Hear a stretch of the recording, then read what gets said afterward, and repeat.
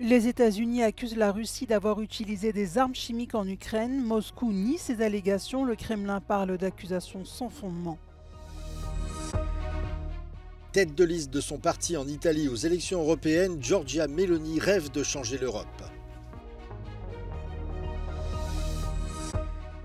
Des milliers de Slovaques ont manifesté à Bratislava. Ils accusent le gouvernement de vouloir transformer l'audiovisuel public en outil de propagande. Les violents orages qui ont balayé une partie de la France ont fait au moins un mort et causé d'importants dégâts matériels.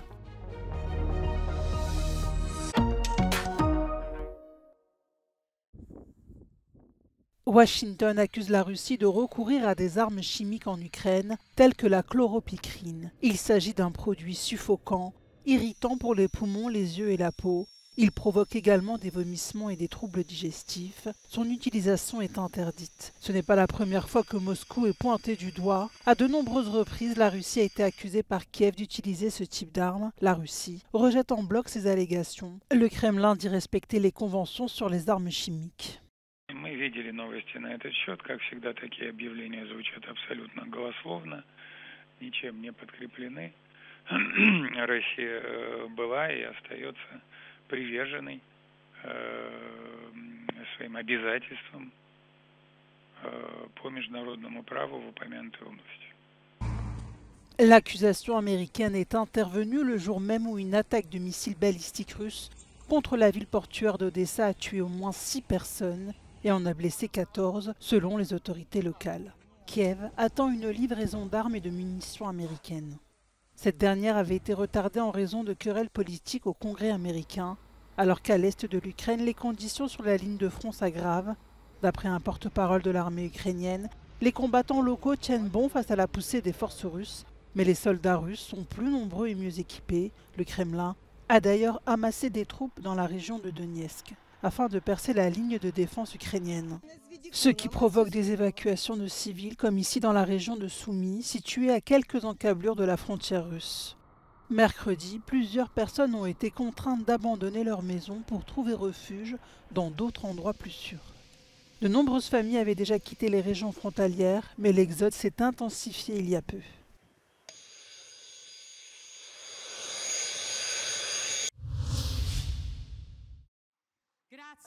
Le meeting des frères d'Italie à Pescara restera un moment clé à l'approche des élections européennes. À cette occasion, la première ministre Giorgia Meloni s'est déclarée comme tête de liste de son parti. Elle a annoncé qu'elle entendait reproduire en Europe ce qu'elle a déjà accompli en Italie depuis 2022. Et tandis que les spéculations sur les possibles coalitions vont bon train, ce discours a fourni un aperçu de son rôle de faiseuse de roi au sein de l'Union européenne. Si riferisce a uno spettro di posizioni che in qualche modo vedono in ECR e nel PPE i due pilastri principali e poi a destra in alcune delegazioni di ID, a sinistra in alcune delegazioni di Renew Europe diciamo il numero che poi serve complessivamente per votare in maggioranza alcuni provvedimenti piuttosto che altri. Trouver un terrain d'entente avec d'autres forces politiques est possible et c'est déjà produit par le passé, comme l'explique Nicola Procaccini. Le maggioranze e le minoranze si formano in base alla singola votazione. Il punto di equilibrio del prossimo Parlamento europeo si sposterà a destra, ma non sarà mai una maggioranza e una minoranza come la si intende normalmente la dinamica del nazionale. Il PPE, buona parte di Renew Europe sta votando insieme con ECR, con il PIS, con Orban, con ID. Già questo sta accadendo oggi. Non accade sulla scorta di un patto, ma sul singolo contenuto e io credo che queste votazioni saranno molto più frequenti nella prossima legislatura. Giorgia Meloni a parlé de la nécessité d'envoyer tous les courants de la gauche dans l'opposition. Sentiremo al Partito Popolare Europeo finalmente di spezzare l'asse che da troppi anni conserva con i socialisti e con i verdi per finalmente portare un vento conservatore anche in Europa. Les résultats des élections feront toute la différence. C'è un tema anche poi numerico e si sta tanto parlando anche in questa fase un po' di fantapolitica, quindi di nomi che vengono fatti come ipotetico Presidente della Commissione Europea, come ipotetico Presidente del Consiglio Europeo, come ipotetiche alleanze, però noi sappiamo che in Europa le alleanze e i nomi dei commissari europei si fanno post voto, non ante voto. Quelle que soit la décision qui sera prise après les élections, l'enjeu est donc de taille pour Giorgia Meloni et les conservateurs en Europe.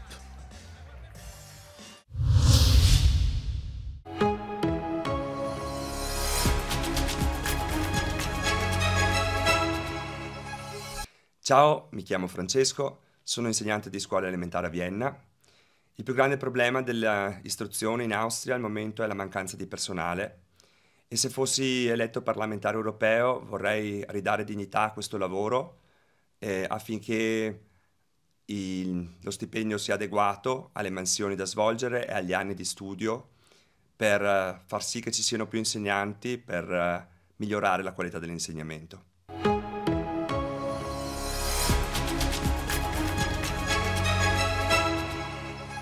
Helmut Brandstätter, Spitzenkandidat der NEOS für die Europawahl.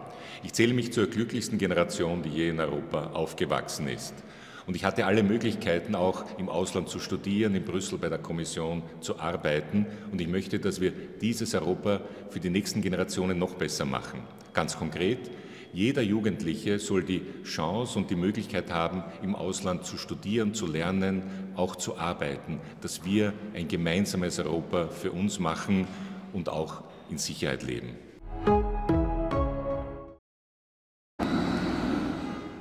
C'est une affaire qui embarrasse le parti d'extrême droite finlandais Finns. Soupçonné d'être impliqué dans un incident avec une arme à feu à la sortie d'une boîte de nuit, un député a été exclu de son groupe parlementaire.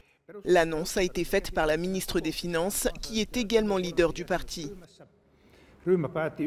Omasta puolestani voin sanoa sen, että mikäli perussuomalaisten kansanedustaja kulkee päihtyneenä aseen kanssa Helsingissä ravintolassa ja ampuu sillä, niin siinä on riittävästi luottamuspulaa. Après cette annonce, le député mis en cause a présenté ses excuses. La police a ouvert une enquête pour mise en danger de la vie d'autrui.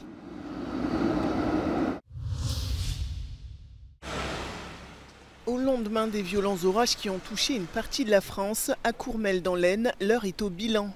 Une femme de la commune est morte après avoir été emportée par une coulée de boue dans la nuit de mercredi à dimanche. Son conjoint a lui été blessé. Cet épisode orageux a également causé d'importants dégâts matériels, comme la façade de cette maison qui a été détruite. Le maire de Courmelles a mis en place un centre d'accueil pour les personnes touchées par cet événement climatique intense, qui a aussi causé des dégâts à Vito, en Côte d'Or. Le village a été balayé par de fortes pluies ainsi qu'une importante chute de grêlons qui a duré une dizaine de minutes. Cet agriculteur est encore surpris par la taille des grêlons qui sont tombés sur son exploitation agricole. À Chablis, dans le nord de la Bourgogne, des viticulteurs ont subi de lourdes pertes. Vous ne seriez passé hier, vous auriez dit c'est magnifique, c'est tout vert, des beaux cordons, la vigne est belle et tout. Et aujourd'hui, vous vous demandez s'il y a de la vigne, quoi. Vous vous demandez ce que c'est, quoi. Ça ressemble plus à de la vigne. Il a suffi d'une soirée pour tout mettre à néant, le travail de l'année. Le vignoble de Chablis recouvre près de 6000 hectares. Mondialement connu, plus de 67% de ses ventes sont destinées au marché international. La Sorbonne à Paris, toujours en tête des manifestations étudiantes en soutien à Gaza. Ce jeudi, ils étaient encore une centaine autour de la faculté, drapeau palestinien en main, à réclamer bruyamment l'arrêt du conflit, mais aussi la fin de la collaboration entre les universités françaises et israéliennes. Ils ont aussi demandé aux universités de couper les ponts avec les grandes entreprises françaises, notamment de l'armement qui favorise les efforts militaires d'Israël à Gaza. Le gouvernement français surveille de près le mouvement et semble décidé à ne pas le laisser s'étendre comme c'est le cas actuellement aux États-Unis, d'où la fronde est partie. Si vous voulez consommer mieux et prendre soin de la planète, vous pouvez cuisiner à l'aide d'un four solaire. La technique a été adoptée par quelques guinguettes et testée par des grands chefs à Marseille, une ville où le soleil est roi. En frappant les miroirs, le soleil chauffe un tube dans lequel on place des légumes, de la viande ou des poissons par exemple. Les aliments mijotent dans leur propre jus, préservant ainsi leurs nutriments et leur goût.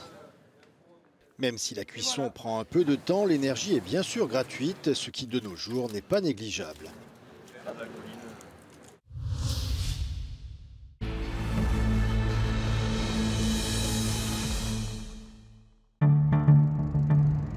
This is Europe's largest copper mine located in northern Sweden.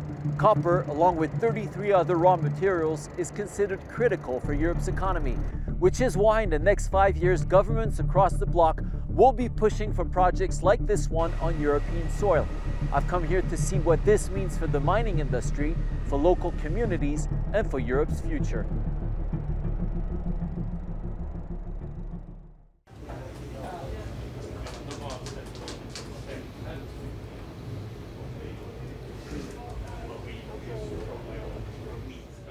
Everything is being electrified and everything will need copper. We need to start expanding and developing new copper deposits.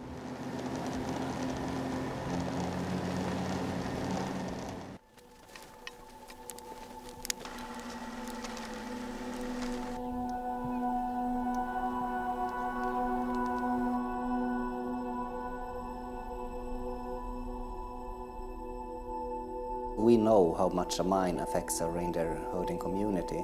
They need this iron or the copper or whatever it is, so we have to move.